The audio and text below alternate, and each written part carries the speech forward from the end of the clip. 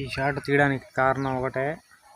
లేచిన ప్రతి YouTuber non veg అంటున్నారు. ఈరోజు నాన్ వెజ్ అనేవాడు ఎన్ని వీడియోస్ తీసినా ఏ వీడియోలో ఎటువంటి అడ్వర్టైజ్మెంట్లు ఉండవు, ఎటువంటి బెట్టింగ్స్ యాప్ ప్రమోషన్స్ ఉండవు. నేను అది చేస్తా, మీకు ఇది చేస్తా అని చెప్పినట్టు ఎక్కడా యూట్యూబ్లో లేదు.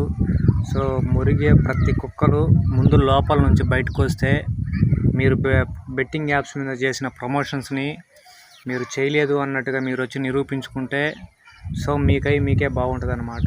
సో ఈ విధంగా ఎన్ని రోజులు దాగుకుంటారు చెప్పండి?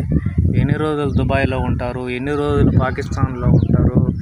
నాన్ వెజ్ చెప్పినట్టు మీరు పాకిస్తానీ వాసులైతేనే మీరు బెట్టింగ్స్ యాప్స్ ప్రమోషన్ చేసి ఇంతమంది జనాభా ప్రాణాలు కోల్పోవడానికి దోహదపడారు అంటే కేవలం మీ స్వార్థం కోసం మీరు పనిచేశారంటే మీకు పాకిస్తాన్ వాళ్ళకి పెద్ద తేడా లేకుండా ఉందన్నమాట.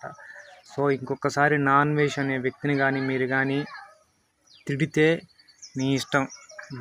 ఒక్కొక్క వీడియో 20 నిమిషాలు, గంట మీ గురించి ప్రతిదీ ఎతికి పెడతా, మీ ఇష్టం. ఇంకోసారి నాన్ వెజ్ అనే క్వశ్చనే మీ దగ్గర అయితే రాకూడదు. సో ఇప్పటికైనా మీరు కనీసం నాన్ వెజ్కి సారీ చెప్పండి, అంతవరకైనా మిమ్మల్ని వదిలేస్తాం. కాదు లేదు అనుకుంటే మీ ఇష్టం. ఒక్కొక్కడిని అసలు చెడ్డీ లిప్ మరీ కొడతాం అనమాట. నాన్ వెజ్ని కానీ మీరు ఇంకోసారి అక్కడ అమ్మాయిలతో తిరిగాడు, ఇక్కడ అమ్మాయిలతో తిరిగాడు అని అంటే అమ్మాయిలతో తిరిగితే తప్పేంది చెప్పు? నువ్వు ఎక్కడున్నావు? ఫారిన్కి పోతే నువ్వు ఎవరితో తిరుగుతావు? అబ్బాయిలతో తిరుగుతావా? అమ్మాయిలతోనే తిరుగుతావు. సో ప్రమోషన్లు చేయడం తప్పు, అమ్మాయిలతో తిరగడం తప్పు అని ఎక్కడా చెప్పట్లే.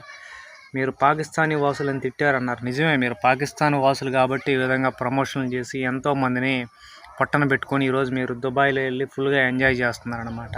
సో ఇంతటితోనే సరే మీరు ఇంకా నాన్ వెజ్ని తిట్టడం మానేస్తే మంచిది.